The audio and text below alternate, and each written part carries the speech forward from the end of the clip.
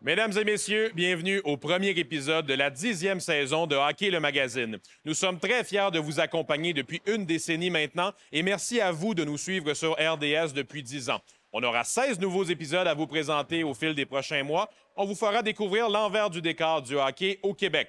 On aura à nouveau des collaborateurs réguliers comme les gens de chez Perfo Elite avec Philippe Roy, Accès Physio, Colec Édition et bien sûr le retour du trio hockey alors que Pierre Gervais et Éric Dupont seront à nouveau mes collaborateurs.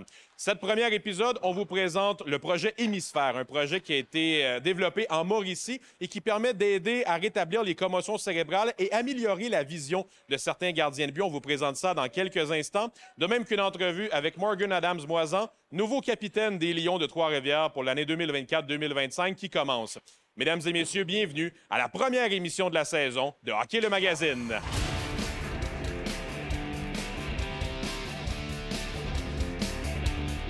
Hockey le Magazine est présenté par Sport Rousseau, Hockey Expert et l'Entrepôt du Hockey. En collaboration avec Accès Physio. Ayez accès à la même qualité de soins que les athlètes de haut niveau et par la plus grande dynastie. En vente partout dès le 21 novembre. Hockey le Magazine a le plaisir de lancer sa 10e saison en vous présentant une clinique assez spéciale. On est en Mauricie du côté de la clinique Hémisphère pour vous présenter le projet Hémisphère. À ma droite, j'ai le docteur Philippe Croisetière qui est avec nous, qui travaille en neuroperformance et qui travaille dans une foule de choses dans une clinique que je vais appeler un peu mystérieuse qu'on va vous présenter au cours des prochaines minutes. Docteur Croisetière, d'abord, est-ce que je peux vous appeler Philippe? Oui, pas de problème. Philippe, parlez-moi de ce que vous faites ici à la clinique. Je pense que je pourrais essayer de l'expliquer, mais la neuroperformance, vous allez assurément être meilleur que moi pour pouvoir l'expliquer. Oui, mais dans le fond, c'est une multitude de facettes. On prend le système visuel, puis on regarde voir les implications que le système visuel et visuomoteur a sur le cerveau. Comment que cette neurologie-là impacte les mouvements, la vitesse de réaction, les distances, les profondeurs, l'estimation de la vitesse, ces choses-là. Philippe, juste avant qu'on aille voir les systèmes que vous avez ici, je veux parler d'un autre côté parce que vous travaillez aussi à traiter des commotions cérébrales et ça, évidemment, c'est un sujet qui a été malheureusement beaucoup à la mode dans le sport dans les dernières années. Oui. Vous avez une technologie aussi qui peut aider à rétablir des commotions cérébrales, une technologie qui, je crois, a été utilisée à l'époque par Sidney Crosby notamment. Oui, exactement. Tout passe par notre examen. Fait que notre examen, comme je dis, on prend l'œil parce qu'au niveau du système oculomoteur, dépendant du mouvement que tu fais, que ce soit un mouvement de fixation, un mouvement de balayage oculaire, un mouvement saccadique ou un mouvement de vergence, où tes yeux forcent pour regarder un point qui s'en vient vers toi, on les analyse avec des caméras ultra rapides. On te met en réalité, un genre de réalité virtuelle, puis on filme tes yeux.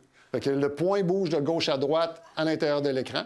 Puis, il faut le suivre de manière le plus fluide possible. Ce qu'on voit ici, on voit que la fluidité se perd un petit peu. Fait qu'il se ramasse avec ce qu'on appelle des saccades. Ça veut dire que l'œil bouge rapidement. Puis pendant qu'il bouge rapidement, bien, l'œil, notre œil, il se repositionne, puis on devient aveugle. Fait que notre cerveau remplit une case vide, dans le fond, puis il remplit une case vide avec une prédiction qui est probablement fausse. Fait qu'il perd le tracking, pour un gardien de but, il peut perdre le tracking de la rondelle.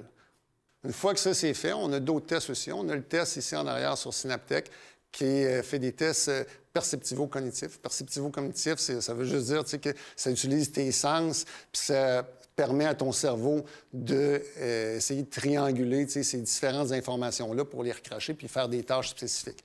On a aussi en arrière une plateforme de force qui mesure ton équilibre au sol. Fait que l'équilibre au sol est super important parce qu'au niveau des commotions, souvent une implication vestibulaire.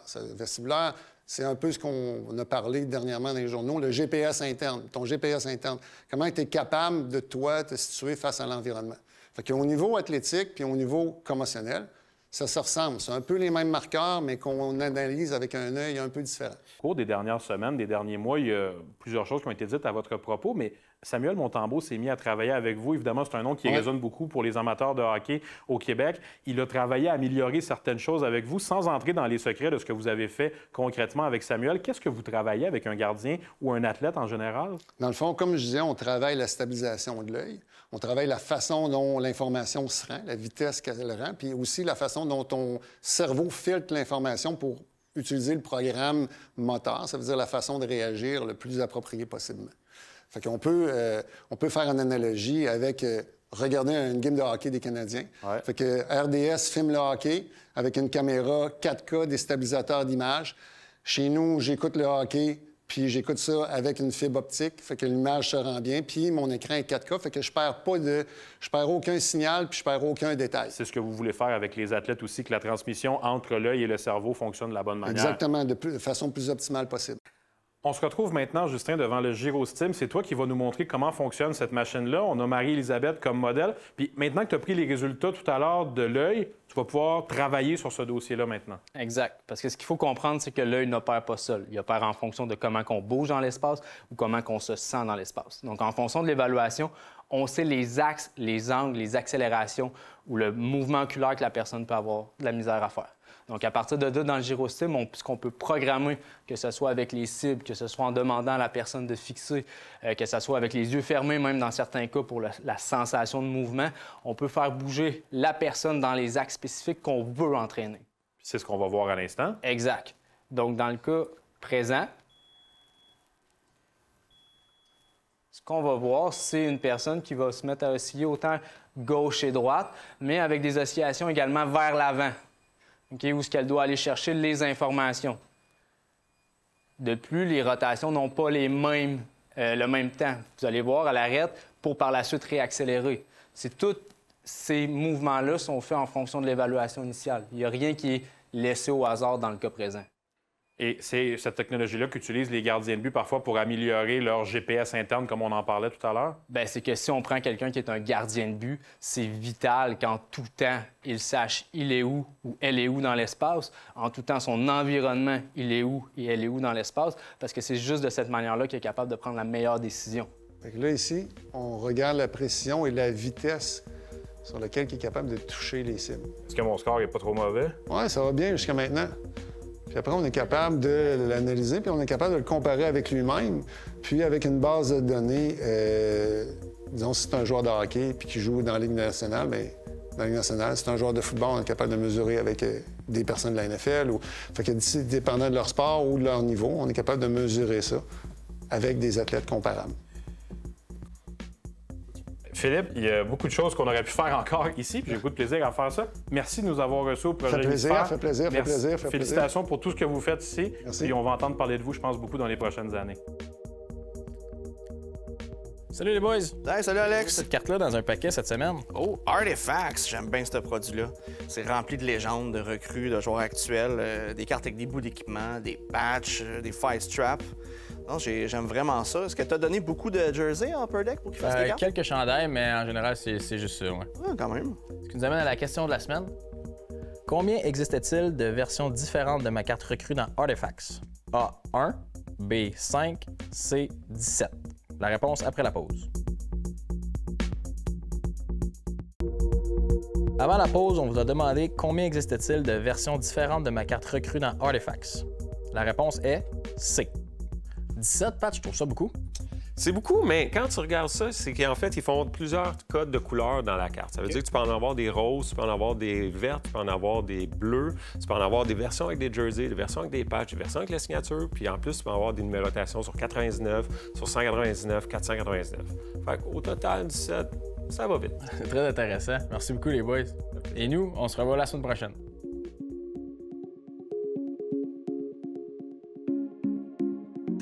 C'est au travers d'un autre athlète que Derek est venu me voir cette année. Puis, c'est la première fois que je l'ai vu, j'ai dit... je me suis dit, honnêtement, j'ai fait comment ça, ce qui est déjà pas plus haut que ça, mais dans le sens où est-ce que déjà athlétiquement, c'était un athlète, déjà un très bon background athlétique, une très grande discipline, en fait, déjà là, en partant. Il applique exactement tout ce qu'on lui dit comme truc, comme conseil, comme encadrement. Fait que ça, c'est vraiment le fun de travailler avec lui pour ça. Ah, ça, c'est sûr. Il faut vraiment que tu sois discipliné. J'ai jamais fait les gros clubs première année. J'ai toujours été les derniers choisis ou j'ai toujours été coupé, mais ça m'a pas découragé non plus. Puis j'ai eu les bonnes personnes dans mon coin qui m'ont fait pousser. J'ai pas été repêché non plus dans l'Union nationale. Je pense pas que j'ai eu de l'œil sur moi. Puis, tu sais, c'est pas parce que t'as pas eu l'œil sur toi que tu peux pas signer n'importe où. Puis, j'ai eu l'exemple primaire, j'ai signé dans la Ligue américaine aujourd'hui. Il veut tellement que des fois, on va avoir tendance à vouloir en faire plus, en faire trop. Je prends des exemples là, concrets que des fois, les charges, on les monte peut-être un petit peu trop vite dans le gym. Fait que là, c'est une question d'après ça, venir faire un monitoring de l'athlète, de venir s'assurer qu'on a les bonnes charges au bon moment.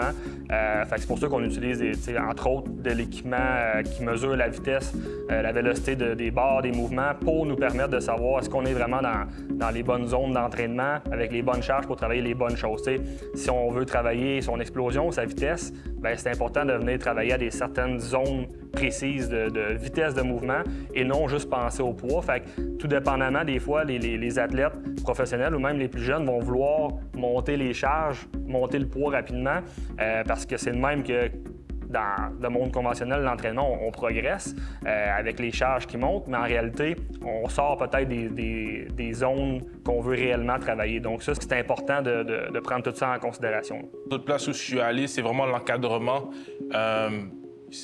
Dans les autres années passées où je m'entraînais, on était beaucoup en groupe. Là, maintenant, c'était pas vraiment spécifié en tant que joueur. Ils disaient quoi faire, puis on le faisait, mais c'était pas vraiment spécifique envers toi parce qu'il y avait des exercices où j'étais meilleur que d'autres, mais c'était pas vraiment ça qu'il fallait que je travaille. Mais avec Phil, c'est vraiment mes points faibles qu'on travaillait. Puis comme au début, je disais avec Phil, parce qu'avec Phil, c'est différent parce que on continue une semaine de programme pendant 3 semaines. Puis, on dit la deuxième semaine, je dis au Phil, est-ce qu'on a déjà fait cet exercice-là la semaine passée? Il m'a dit oui. Il m'a dit pourquoi on fait ça? Il m'a dit comment tu fais travailler un muscle juste une fois dans une journée? Il m'a dit, là, j'ai compris qu'il faut bien que tu travailles ton exercice plusieurs fois. Puis avec Phil, on s'entraînait à 7 h du matin. 6. Ah ouais, 6. 6 du matin. Puis moi, avec lui qui m'a amené ici, mon partenaire, on a une école de hockey aussi. Fait qu'on était sur la glace longtemps durant la journée jusqu'au soir.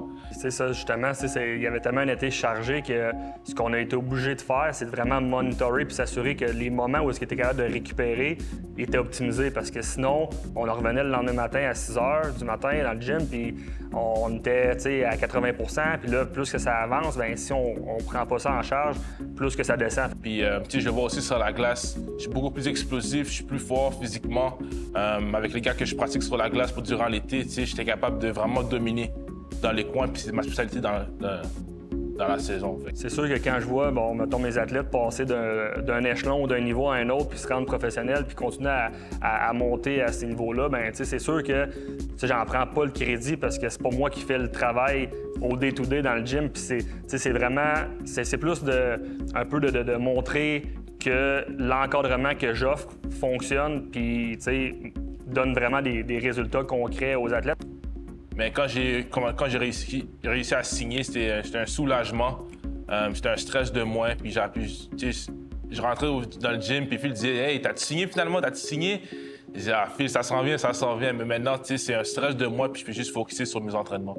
Vraiment, le crédit, ça revient 100 % à l'athlète. C'est lui qui va faire les efforts. Nous, on est juste là pour l'encadrer, l'accompagner, tant dans les moments, dans les moments hauts, mais dans les moments bas aussi, puis de réajuster. Là. Fait qu'on a en quelque sorte un peu le plan, le guide, le GPS, puis on fait juste l'aider à se rendre au point A, au point B. Des fois, il faut bifurquer un peu, mais notre rôle, c'est vraiment de l'apporter à ce point-là. Fait que...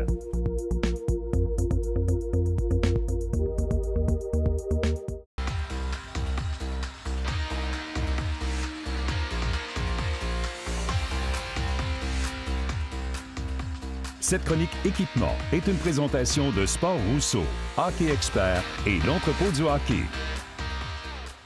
Bonjour à tous, ici Pierre Gervais. Très heureux d'être de retour pour la 3e année pour les capsules équipement en compagnie du spécialiste hockey Éric Dupont. Salut Éric. Salut Pierre. On a développé une belle complicité au fil des ans et on a des belles choses à vous faire connaître pour la prochaine saison. Alors Éric? Merci Pierre. En effet, cette année encore, on va avoir plein de nouveaux produits, des belles choses. Qu'on soit des bâtons, des patins, l'équipement de gardien. Évidemment, une petite nouveauté cette année, l'équipement pour femmes, qui est vraiment une grande chose importante pour nous. On va avoir plein de belles choses à montrer au courant de la saison. Pour commencer cette semaine, on va parler d'une catégorie très importante, les bâtons, avec des nouveautés super intéressantes. Mais avant de parler de rentrer dans les produits, moi, je suis curieux de savoir, puis dans tes années avec les Canadiens, est-ce qu'il y a des joueurs qui avaient des habitudes de changer de bâton peut-être trop souvent ou assez souvent? Trop souvent, oui.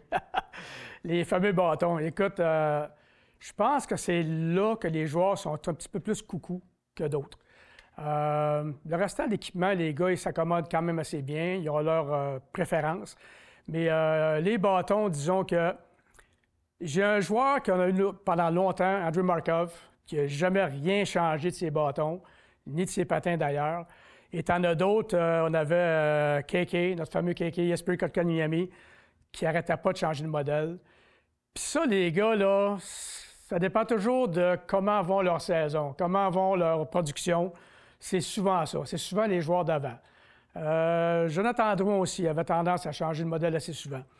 Alors, je pense qu'on va commencer avec les bâtons Bauer. Oui, exact. Bauer. Le premier bâton, c'est le tout nouveau Bauer Twitch. Donc, c'est un bâton quand même très spécial. Les graphiques qu'on peut voir, différent de ce que Bauer a fait depuis quelques années. Il y a du turquoise dans la couleur. Le bâton est quand même noir, mais il y a aussi du turquoise. Pour moi, c'est vraiment un des bâtons les plus beaux que Bauer a jamais fait. C'est vrai qu'il est beau, hein? Honnêtement, là. Mais autre que le look, évidemment, la performance. C'est un bâton à point de flexion bas, donc le point de flexion le plus populaire sur le marché. Un petit peu comme certains bâtons de la série Innovative de Bauer, il y a du boron, donc des produits exclusifs à Bauer qui améliorent la performance du bâton. Et c'est un bâton qui doit être découvert en magasin. Une belle pièce pour un joueur. Ensuite, on enchaîne avec le CCM, je crois. Oui, exact. Même chose. Un bâton avec des graphiques un petit peu différents. CCM a changé le look des bâtons de la série TAC cette année, un petit peu plus d'argent, du noir, comme la plupart des bâtons. Mais qu'est-ce qui est particulier avec ce bâton-là? C'est vraiment la forme du manche. Il y a une forme comme qui épouse vraiment bien la main. C'est vraiment particulier, c'est surtout très confortable. Point de flexion mi-hauteur, encore une fois. C'est un bâton qui est populaire chez les joueurs de la LNH également.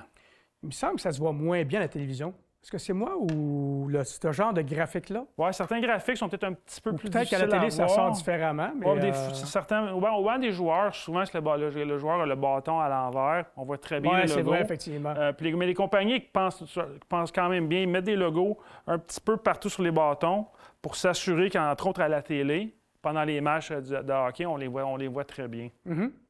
Et on termine avec le Sherwood. Exact, Pierre. C'est le nouveau bâton Code Encrypt Pro de Sherwood, qui est une nouveauté cette année. Point de vue qualité-prix, c'est quand même dur à battre. Un bâton de très haute performance, entre autres utilisé par le champion de la Coupe Stanley, Matthew Tkachuk, qui est un des joueurs qui est dans l'écurie de Sherwood. Donc, bonne performance, un manche plus traditionnel, mais des graphiques un petit peu différents de ce qu'on a vu avant, mais quand même très apprécié de la plupart de nos clients. Alors, Éric, c'est très important de bien choisir son bâton en magasin. C'est une pièce tellement importante. Tout à fait. C'est probablement un des outils de travail sur la patinoire des plus importants. Puis peu importe le budget, c'est pas ça qui est l'important. C'est vraiment s'assurer de bien choisir la rigidité du bâton, la courbe, la hauteur. Puis nos spécialistes en magasin sont là pour aider les gens. C'est un peu comme au golf, hein? Si on n'est pas à l'aise avec notre bâton, ça ne fonctionne pas. Très similaire. Alors, merci beaucoup. On se voit la semaine prochaine avec d'autres bâtons, Bauer, Warrior et True. Alors, bonne semaine à tous. Merci d'avoir été là. Bye, Eric.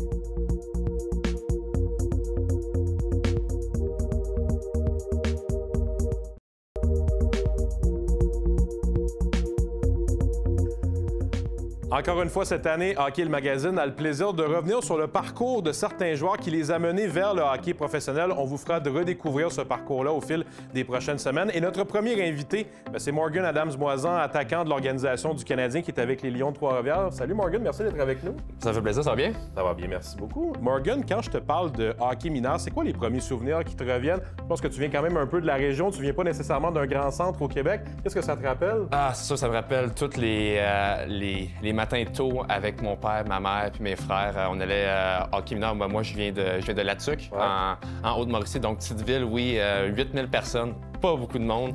Mais ça me rappelle les week-ends à 8 h le matin. C'est toujours les mags les plus jeunes qui vont là. Donc, on se réveille à 6 h, on déjeune, on se prépare, on s'habille jusqu'à moitié ou jusqu'en haut. Puis ensuite, on s'en va à l'aréna, met les patins, puis on embarque. Quel genre de joueur t'étais? On sait maintenant que t'es un gars d'énergie, t'as fait ta place dans le hockey professionnel comme ça. Je suppose que quand t'étais plus jeune, ben, comme tous les bons joueurs de hockey, c'était un côté offensif qui ressortait beaucoup? Oui, non, c'est sûr. Écoute, j'ai scoré tous mes buts jeunes, donc là, j'ai tout sorti de mon corps. Mais il t'en reste encore maintenant quand même. Oui, il en reste encore. Dernièrement, j'ai commencé à faire ça. C'est encore très, très plaisant.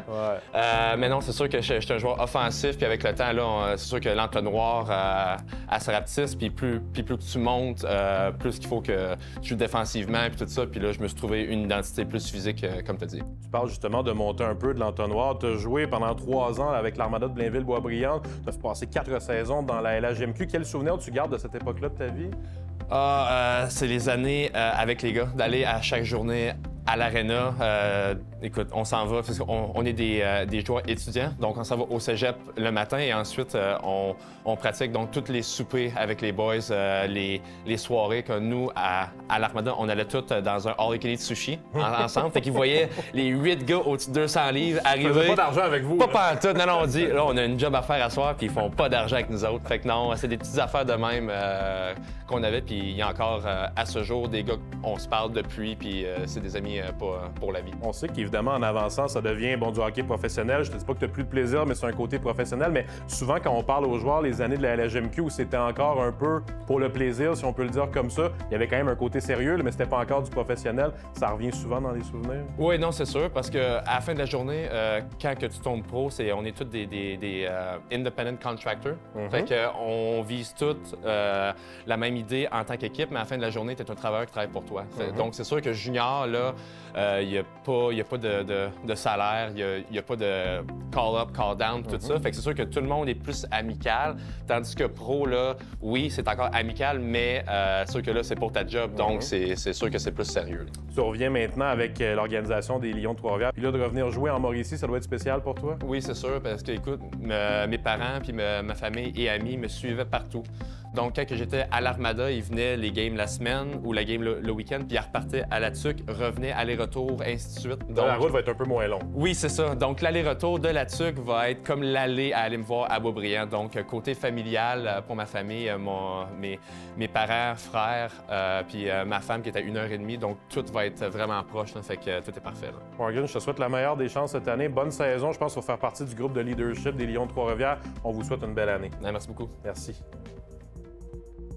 C'est déjà tout pour le premier épisode de la saison de Hockey le Magazine. La semaine prochaine, on se déplace du côté de Mirabel pour vous faire revivre un événement de la Fondation Le But avec Pierre Gendron, alors qu'il a récolté beaucoup d'argent comme il le fait depuis plusieurs années dans un événement de deck hockey sur plusieurs heures. On vous présente ça la semaine prochaine, de même qu'une entrevue avec Zachary Aymon. Et pour une première fois cette saison, on ira du côté d'Accès Physio pour parler avec nos collaborateurs. À la semaine prochaine! Hockey le Magazine est présenté par Sport Rousseau, Hockey Expert et l'entrepôt du hockey. En collaboration avec Accès Physio. Ayez accès à la même qualité de soins que les athlètes de haut niveau. Et par la plus grande dynastie. En vente partout dès le 21 novembre.